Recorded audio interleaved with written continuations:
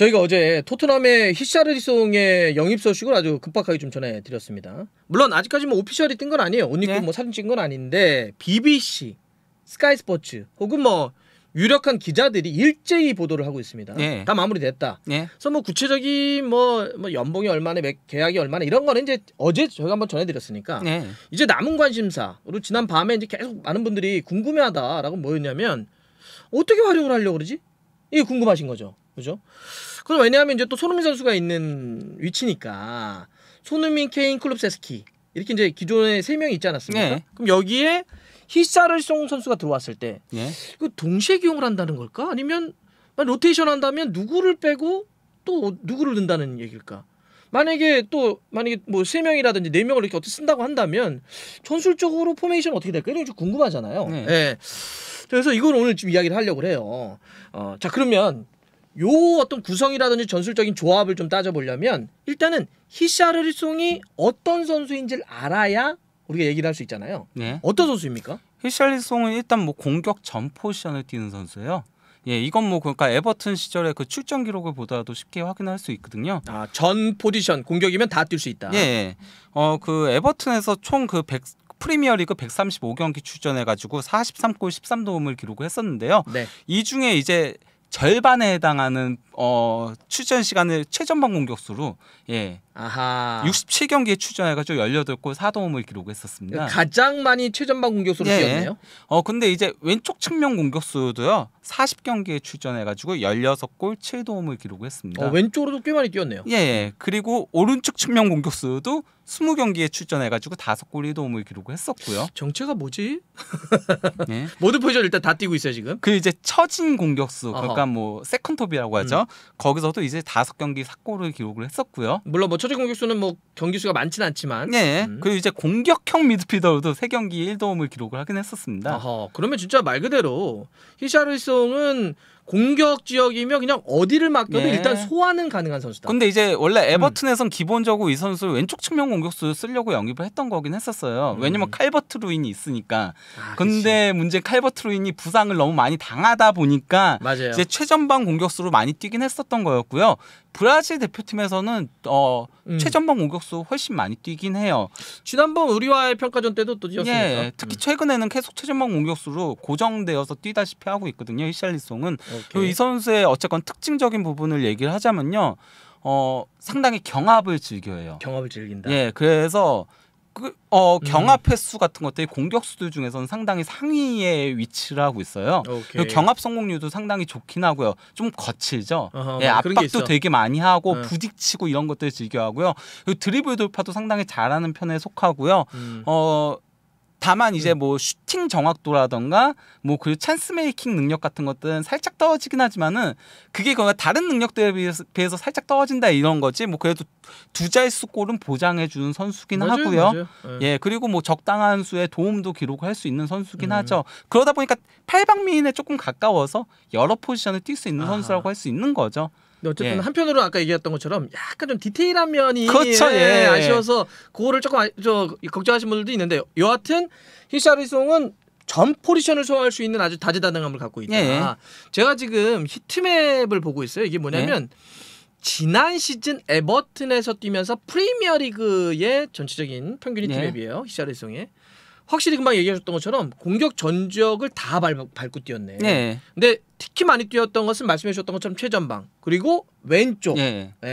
오른쪽도 있긴 했지만 확실히 전방과 왼쪽. 그러다 보니까 또 이런 얘기도 나오는 거죠. 히트맵만 딱 놓고 보면 이거 손흥민 선수하고 되게 겹쳐 있네. 손흥민 선수도 보면 왼쪽과 전방이잖아요. 근데 그건 조금 차이는 있다고 보는 게요. 지난 시즌 히샬리송이 거의 뛰었던 포지션은 최전방 공격수였어요. 왜냐면 칼버트 루인이 장기 부상으로 빠져 있었잖아요.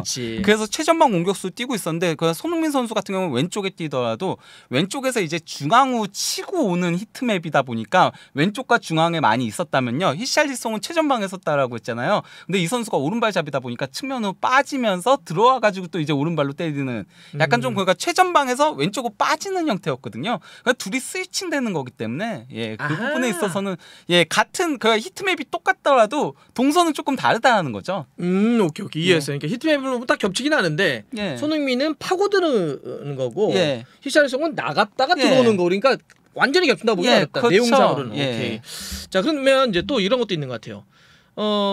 이 4명의 선수를 동시에 쓰려고 하나? 만약 예를 들어서 영입을 했으니까 물론 모우라도 있습니다. 근데 모우라 일단 좀 나중에 얘기해보고 저기 지난 시즌 어쨌든 손흥민, 케인, 셉스비가 좋았기 때문에 말을 좀 희송이까지 그러면은 4명을 이렇게 다 쓰려고 하는 건가? 근데 사실 이 4명을 쓰기에는 콘테 감독의 축구를 놓고 봤을 때 그렇죠. 밸런스는 너무 공격적이야. 이렇게 쓰진 않을 것 같아요. 그렇죠. 또 그런데다가 일정 같은 것도 좀 있잖아요. 그러니까 저는 그냥 공격 뎁스 강화라고 생각을 해요. 뎁스를 강화하는 거예요. 히샬리송은 전 포지션을 다 뛰는 선수잖아요. 그리고 토트넘이 이번 시즌이 조금 이전과는 다르게 운영이 되잖아요. 기본적으로 시즌 중간에 월드컵이 배치되어 있고 중간에 월드컵이 있다 보니까 11월 이전에 모든 일정들을 다 끝내버려야 돼요. 그래서 챔피언스리그 조별리그도 11월까지 왜 11월 이전에 다 끝나야지 11월부터 이제 월드컵이 시작을 하거든요. 그런데다가 토트넘은 챔스를 나가게 됐죠. 그렇죠. 그러다 보니까 정말 빡빡한 일정들을 소화를 해야 되기 때문에 뎁스 강화는 단순히 토트넘만이 아닌 모든 팀들의 공통된 과제였거든요. 그러니까 그 이야기는 정말 뭐 셉셉이, 손흥민, 케인, 희송이 이 4명을 동시에 쓰겠다는 게 아니라 워낙 일정도 빡빡하고 그러다 보니까 적당하게 서로의 그렇죠. 조합을 그러니까 아마 3명 정도를 쓰겠죠. 4명 그렇죠.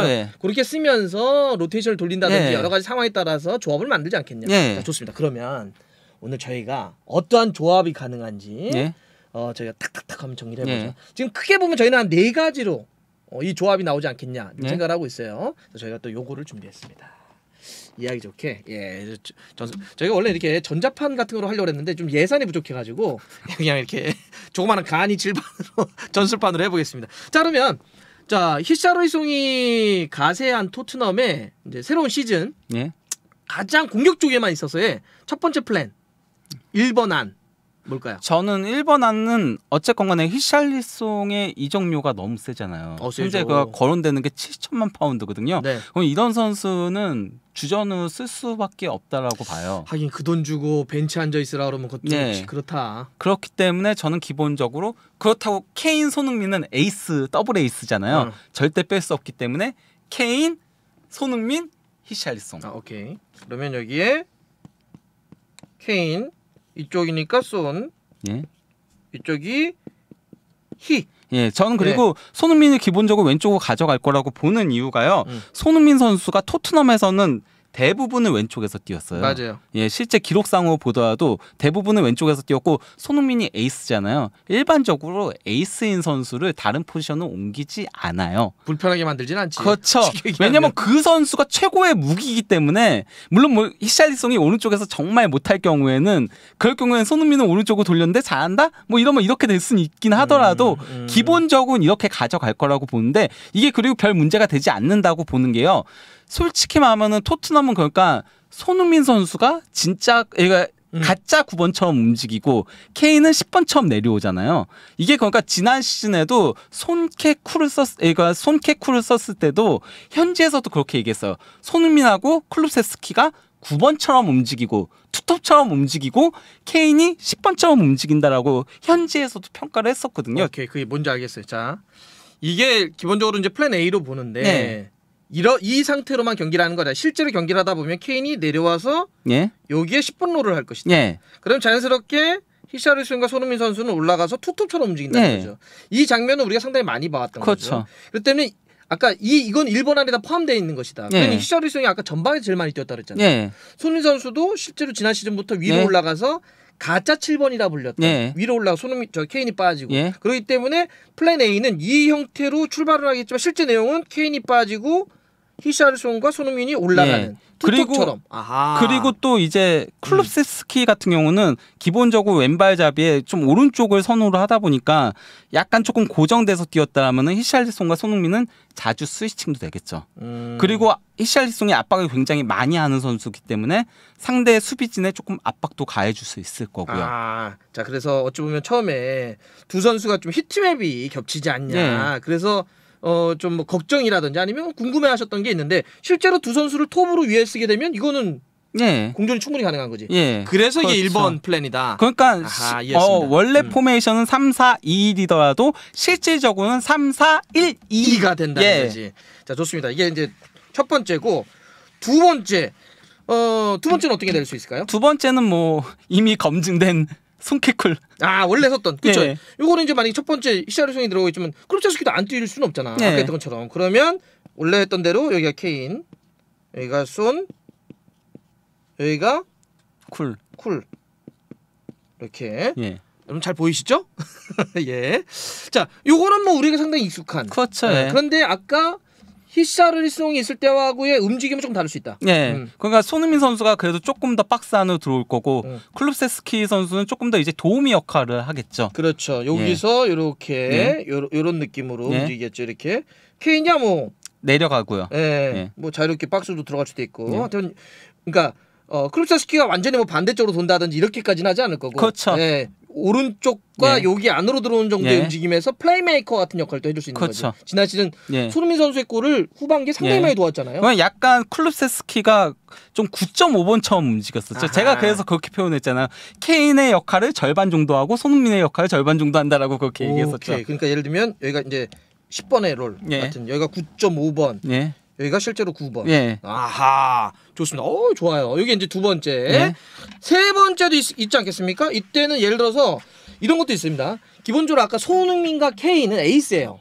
당연히 뭐 붙박이로 하는 건 맞지만 근데 이런 거 있었잖아요. 토트넘이 아니 좀 가끔씩은 좀 뭐 예를 들어서 컵 대회라든지 뭐 이런 좀 돌릴 때도 있지 않습니까? 일단 좀 돌려야 되지 않냐. 특히 케인 같은 경우는 백업이 없었기 때문에 케인이 그러니까 지난 시즌 기록이 어떻게 됐냐면요. 첫 두 경기 그러니까 그 맨시티전은 그 이적 파동 때문에 아예 명단 제외됐었고요. 반성문의 기. 그리고 2라운드 교체 출전했었거든요. 그거 제외하고는 전 경기를 전부 다 선발 출전해가지고 교체 아웃된 게 딱 한 경기밖에 없었어요. 그러니까 케인은 사실상 안 뺐었어요.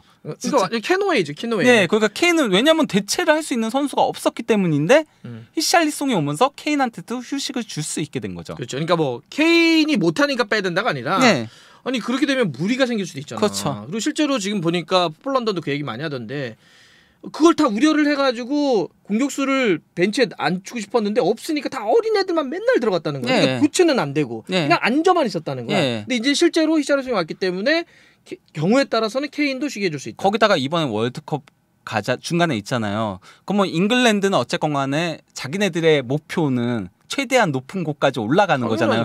그러면 경기를 많이 소화할 수밖에 없고 그러면 케인은 체력적으로 후반기 때 조금 문제를 일으킬 수도 있으니까요. 자, 그러면 세 번째는 어떻게 된다는 거죠? 세 번째는 히샬리송.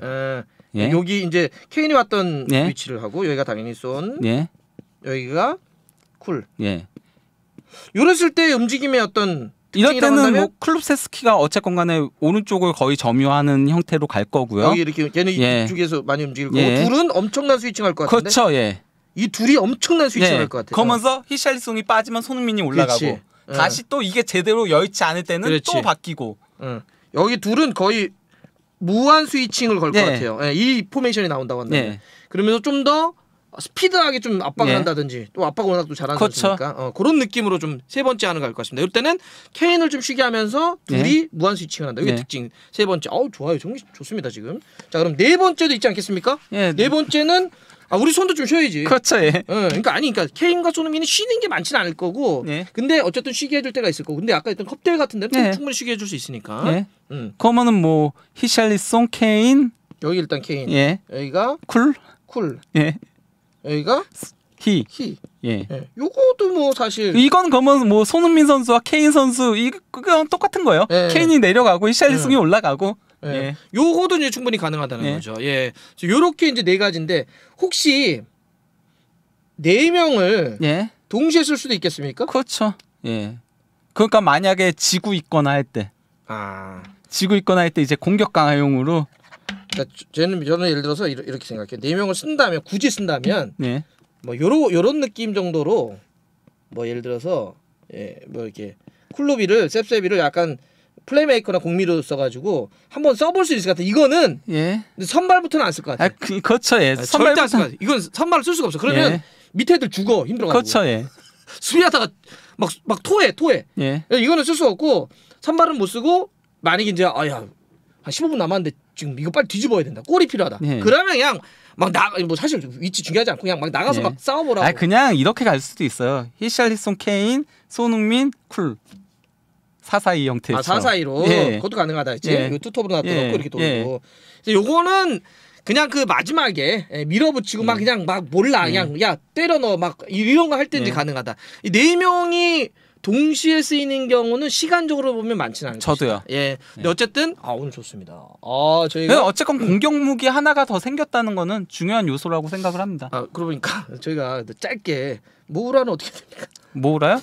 모우라는 그냥 수비 강화용이죠. 수비 강화. 왜냐면은 모우라가 압박 수치라던가 이런 것들이 프리미어리그에서 상위권이에요. 근데 착한데 성실하고 막 가끔씩 기적을 일으키기도 그러니까 하고. 딱 그거죠. 막판에 수비 강화 겸 볼 끄는 용. 볼 끄는. 그 데니슨 쓰듯이 과거에 브라질 대표팀이. 데니슨이 항상 그 볼 갖고 시간 있으면 코너키 쪽으로 몰고 가가지고 거기서 5분 시간 끌고. 그러니까요. 딱 그 용. 왜냐면은 순수 볼 끄는 능력은 모우라가 가장 좋아요. 알겠습니다. 모우라는 마지막에 좀 해봤고 여하튼 히샬리송이 들어왔을 때 토트넘의 공격의 플랜은 이렇게 크게 보면 4가지 정도로 가능하다. 이렇게 정리해봤습니다. 오늘 좋았습니다. 네.